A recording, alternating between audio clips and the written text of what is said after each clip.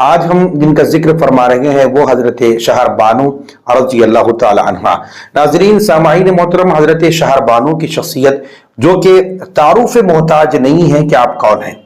یہ پوری دنیا جانتی ہے۔ حضرت شہر بانو جو ہے حضرت امام عالی مقام امام حسین رضی اللہ تعالی عنہ کی جو ہے زوجہ محترمہ ہے۔ ناظرین حضرت شہر بانو رحمت اللہ تعالی رضی اللہ تعالی عنہ کا جو تعلق ہے وہ جو ہے ایران کے شہر شہنشاہ جو ہے آخری جو بادشاہ تھا، جو تیسرا بادشاہ شہنشاہ یزدگرد کی جو ہے آپ بیٹی ہیں، جو ایران میں آپ پیدا ہوئی اور جو کسرا کے عظیم محلات میں جو ہے نا آپ نے پرورش پائی۔ السلام علیکم ورحمۃ اللہ تعالی وبرکاتہ، نحمدہ ونصلی ونسلم علی سیدنا و مولانا محمد رسولہ النبی الامین المکین الحنین الکریم الرؤوف الرحیم وعلی آلہ الطیبین الطاہرین وصحبہ الکرام المتقین المخلصین وجمیع الاولیاء والصالحین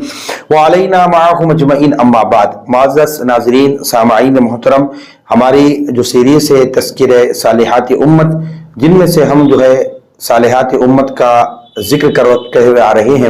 آج ہم جن کا ذکر فرما رہے ہیں وہ حضرت شہر بانو رضی اللہ تعالی عنہ۔ ناظرین سامعین محترم، حضرت شہر بانو کی شخصیت جو کہ تعارف محتاج نہیں ہے کہ آپ کون ہیں، یہ پوری دنیا جانتی ہے۔ حضرت شہر بانو جو ہے حضرت امام عالی مقام امام حسین رضی اللہ تعالی عنہ کی جو ہے زوجہ محترمہ ہے۔ ناظرین حضرت شہر بانو رحمت اللہ تعالی رضی اللہ تعالی عنہ کا جو تعلق ہے وہ جو ہے ایران کے شہر شہنشاہ جو ہے آخری جو بادشاہ تھا، جو تیسرا بادشاہ شہنشاہ یزدگرد کی جو ہے آپ بیٹی ہیں، جو ایران میں آپ پیدا ہوئی اور جو کسرا کے عظیم محلات میں جو ہے نا آپ نے پرورش پائی۔ یعنی شہر بانو کا تعلق جو ہے ایران کے بادشاہ کے اس گھرانے سے ہے، آپ بادشاہ کی صاحبزادی ہیں اور جو ہے ایران میں ہی پیدا ہوئی اور پوری آپ کی جو ہے ایران کے کسرا کے عظیم محلات میں جو ہے آپ نے پرورش پائی۔ اب آئیے کہ سن جو ہے 16 ہجری ماہ صفر المظفر میں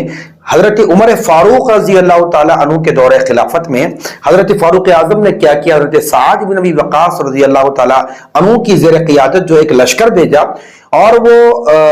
حضرت سعد بن ابی وقاص رضی اللہ تعالی عنہ کی زیر قیادت جب وہ لشکر ایران کے جو ہے نا وہ کسرا شہر پر جب پہنچا، اس پہ حملہ آور ہوا اور جو آخری جو شہنشاہ جو بادشاہ تھا یزدگرد کو جو ہے شکست دے کر جو ہے اس کا جو پایا تخت تھا وہ جو ہے مدائن تھا اور اس پر آپ نے جو ہے نا قبضہ فرما لیا۔ تو پتہ یہ چلا کہ مسلمانوں کو بہت بڑی کامیابی حاصل ہوئی اور کسرا کے آخری بادشاہ کو جو ہے نا شکست دے دیا گیا، اور اس وقت میں جو ہے نا مسلمانوں کا قبضہ جو ہے ایران کے جو شہر کسرا پر بھی جو ہے قبضہ ہو چکا۔ اب آئیے کہ اس میں جو ہے جس وقت فتح ہوا اس وقت ایران، تو اس وقت میں کسرا کے جو عظیم بادشاہ کو جب شکست ہوئی اور اتنا جو ہے مال دولت مسلمانوں کے ہاتھ آئی جو بیان کے قابل بھی نہیں ہے، یعنی بیان کے جو ہے بیان نہیں کیا جا سکتا، اتنا جو ہے نا مال آپ کے ہاتھ آیا۔ حتیٰ کہ یہاں پر یہ بات یہ ہے کہ جو ہے تقریباً ایک گھوڑ سوار کو تقریباً 12,000 جو ہے دینار ان کو ہاتھ آئے، اور بڑے جو ہے عظیم الشان اس جو ہے نا فتح و کامیابی کے بعد جو ہے نا بے شمار خزانے مسلمانوں کے ہاتھ آئے، بڑے بڑے ہیرے جواہرات مسلمانوں کے ہاتھ آئے، حتیٰ کہ جو ہے سعد بن وقاص رضی اللہ تعالیٰ عنہ نے آپ نے جو ہے مال غنیمت کا قمص جو پانچواں حصہ جو قمص جو پانچواں حصہ ہوتا ہے، اور جو ہے وہ بادشاہ کی جو شہزادیاں تھیں ان کو جو ہے حضرت فاروق اعظم رضی اللہ تعالیٰ عنہ کے جو ہے نا بارگاہ میں پیش کر دیا۔ سعد بن وقاص نے مال غنیمت کا خمس اور جو ہے نا وہ بادشاہ کی جو شہزادیاں تھی جو بیٹیاں تھی اور ان کو جو ہے فاروق اعظم رضی اللہ تعالیٰ عنہ کے سپرد کر دیا۔ تو فاروق اعظم رضی اللہ تعالیٰ عنہ نے کیا کیا، وہ مال غنیمت کا جو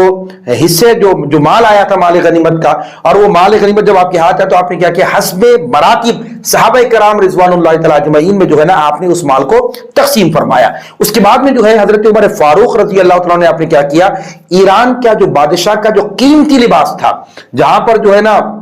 ہیرے بھی آئے، جواہرات بھی آئے اور بہت بڑی بڑی اشیاء جو ہے ہاتھ آئی۔ اس کے بعد فاروق اعظم نے کیا کیا، وہ ایران کے اس بادشاہ کے جو سر کا تاج تھا اور وہ اس کا قیمتی لباس تھا جو ہے نا خاص موقع پر جو ہے نا وہ پہنا کرتا تھا، تو اس وقت میں فاروق اعظم رضی اللہ عنہ نے کیا کیا، ایک بدو صحابی تھے جن کا نام تھا قطب بن رواحہ،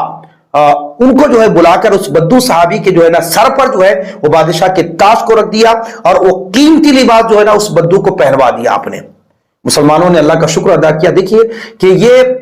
بادشاہ کا وہ قیمتی لباس جو کبھی بادشاہ پہنا کرتا تھا، وہ جو قیمتی تاج تھا وہ اپنے سر پہ رکھا کرتا تھا، فاروق اعظم رضی اللہ تعالیٰ عنہ نے ایک بدو صحابی کے سر پر وہ تاج رکھ دیا، وہ قیمتی لباس ان کو پہنوا کر بتایا کہ دیکھو یہ اگرچہ کہ کسی وقت میں بادشاہ کا لباس تھا، یہ کبھی بادشاہ کا سر کا تاج ہوا کرتا تھا، لیکن آج جو ہے مدینے کے ایک بدو شخص کے سر پر جو ہے نا یہ تاج بھی رکھا گیا ہے اور یہ اعلیٰ قیمتی لباس جو ہے نا ان کو پہنا دیا گیا ہے۔ بتایا گیا کہ آج یعنی وقت میں جو ہے نا وہ قیمتی مال کی کوئی وقت نہ رہی، بلکہ جو ہے نا مسلمانوں نے اللہ کا شکر ادا کیا، اللہ نے ان کو کامیابی عطا کی اور یہ قیمتی لباس جو ہے ایک بدو کے سر پر جو رکھ کر بتا دیا گیا کہ دیکھو اتنا قیمتی لباس یہ بدو کے سر پر آج ہے، تو پتا چلا کہ یہ قیمتی لباس کے بھی بادشاہ کی زینت بنا کرتا تھا اور یہ سر کا تاج کے بھی بادشاہ کی پہچان ہوا کرتی تھی، لیکن آج جو ہے ایک بدو صحابی کے سر پہ جو ہے نا یہ قیمتی لباس بھی ان کے جسم پر آج وہ زیب تن کیے ہوئے ہیں اور وہ قیمتی تاج بھی ان کے سر پہ رکھا گیا ہے۔ تو ہر وقت ایک جیسا نہیں ہوتا، جو کبھی بادشاہوں کا لباس ہوا کرتا تھا، اسلام اور مسلمانوں کے جو ہے نا آج جو ہے وہ قیمتی لباس جو ہے ایک معمولی سے مسلمان کے جو ہے نا جسم پر بھی جو ہے وہ آج موجود ہے۔ یہ فاروق اعظم رضی اللہ تعالیٰ عنہ نے بتا دیا اس بات کو۔ آئی اس وقت میں جو ہے فاروق اعظم رضی اللہ تعالیٰ عنہ کے پاس جو ہے جہاں پر بادشاہوں کے قیمتی جو ہے جواہرات، موتیا وغیرہ اور مال جب وہ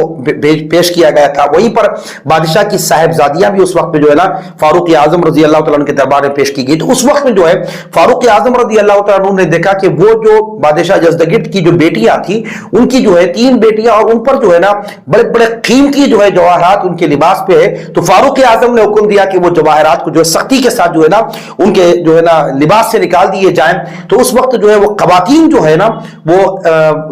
بادشاہ کی جو بیٹیاں تھیں وہ ایران کے، وہ تیار نہیں ہوئی کہ وہ اس کو نکال کر دیں۔ تو اس وقت میں حضرت مولا کائنات سیدنا علی بن ابی طالب کھڑے رہ کر عمر فاروق رضی اللہ تعالیٰ عنہ کی بارگاہ میں عرض کیا کہ آپ نے فرمایا کہ میں نے آقا علیہ الصلوۃ والسلام کو فرماتے ہوئے سنا، جب کسی قوم کا رئیس ذلیل ہو جائے یا کوئی مالدار فقیر ہو جائے تو اس پر رحم کیا کرو، فرمایا۔ اس کے بعد مولا کائنات سیدنا علی بن ابی طالب کرم اللہ وجہہ الکریم نے حضرت فاروق اعظم رضی اللہ تعالیٰ عنہ کی بارگاہ میں معروضہ رکھا، میں نے یہ مشورہ دیا آپ کو، یہ مشورہ یہ دیا کہ دیکھو یہ شاہی خاندان کی اولاد میں سے ہے، اگرچہ کہ انہوں نے اس وقت اسلام قبول نہیں کیا تھا، یہ شاہی خاندان میں سے ہے، ان کے گھرانے میں سے ہے، تو لہذا جو ہے ان لڑکیوں کی جو قیمت کا اندازہ کر لو کیا قیمت ہو سکتی ہے ان کو، اور یہ لڑکیاں کسی کے اہتمام یا کسی کے سپورٹ کر دیا جائے، ان کا مال یعنی ان کی جو ہے نا قیمت لے کر جو ہے کسی کے سپورٹ کر دیا جائے اس وقت میں، تو اس وقت میں اعلیٰ سے اعلیٰ قیمت لگا کر ان شہزادیوں کو لے لیا جائے اور کسی کے سپورٹ کر دیا جائے۔ تو مولا کائنات سیدنا علی بن ابی طالب نے اعلیٰ قیمت دے کر، بھاری رقم دے کر فاروق اعظم رضی اللہ عنہ کی بارگاہ میں آپ نے ان تینوں لڑکیوں کی سپردگی اپنے اختیار میں لے لیا آپ نے۔ اس کے بعد آپ نے ان میں سے جو ہے ایک شہزادی کو، شہر بانو کو جو ہے نا حضرت امام علی کے مقام امام حسین اپنے شہزادے کو عطا کر دیا، دوسری صاحبزادی کو حضرت محمد بن ابی بکر کو عطا کر دیا، اور تیسری جو ہے نا وہ بادشاہ کی صاحبزادی کو جو ہے نا آپ نے حضرت عبداللہ جو فاروق اعظم رضی اللہ عنہ کے بیٹے تھے ان کے سپرد کر دیا۔ اب دیکھیے اس کے بعد میں حضرت شہر بانو کو اس وقت امام علی مقام نے آزاد کر دیا، اس کے بعد حضرت شہر بانو نے اس وقت اسلام قبول کر لیا اور امام علی مقام امام حسین رضی اللہ تعالی عنہ کی جو ہے نا زوجہ بن کر آپ نے جو ہے بہت ہی کامیاب اور کامران زندگی آپ نے گزاری۔ معزز ناظرین سامعین محترم، حضرت امام حسین کے ساتھ آپ کا عقد ہوا، اس کے بعد شہر بانو کی جو زندگی تھی وہ جو زندگی تھی ایک فقید المثال انقلاب آپ کی زندگی میں آیا، یعنی وہ جو شہر بانو جو کبھی بادشاہ کی بیٹی تھی، مال و دولت، جواہرات، اعلیٰ سے اعلیٰ لباس جو پہنا کرتی تھی اور جن کا جو ہے اٹھنا بیٹھنا بڑے عظیم الشان پیمانے پہ ہوا کرتا تھا اور جن کے آگے گرد و نواح ہزاروں کنیسیں ہوا کرتی تھی اور جو ہے مال دولت جن کو وراثت میں ملی تھی، وہ عظیم اور جو ہے نا مالدار خاتون تھی، لیکن اس کے باوجود دیکھیے جب ان کا نکاح حضرت امام عالی مقام امام حسین کے ساتھ ہوا تو ایک سر طور پہ آپ کی زندگی بدل گئی، اور آپ کی وہ زندگی جو بادشاہ کی بیٹی بن کر وہ زندگی کو بھی تاریخ میں موجود ہے، وہ زندگی کیسی گزری، اور جو ہے بعد میں حضرت امام حسین کے ساتھ عقد جب ہوا، آپ کا نکاح جب ہوا، اسلام قبول کر کے جب آپ کے عقد میں آئی، اس کے بعد کی زندگی بھی تاریخ میں یہ بات موجود ہے کہ دیکھیے کیسی عظیم الشان زندگی آپ نے امام حسین رضی اللہ تعالی عنہ کے ساتھ گزاری، کہ وہ جن کے ایران میں جن کے گھر میں ایک اشارے پر سب وہ کنیزیں حاضر ہو جاتی تھی خدمت کے لیے، لیکن امام حسین کے گھر میں سادہ لو زندگی انہوں نے بسر فرمائی۔ وہ عظیم زندگی حضرت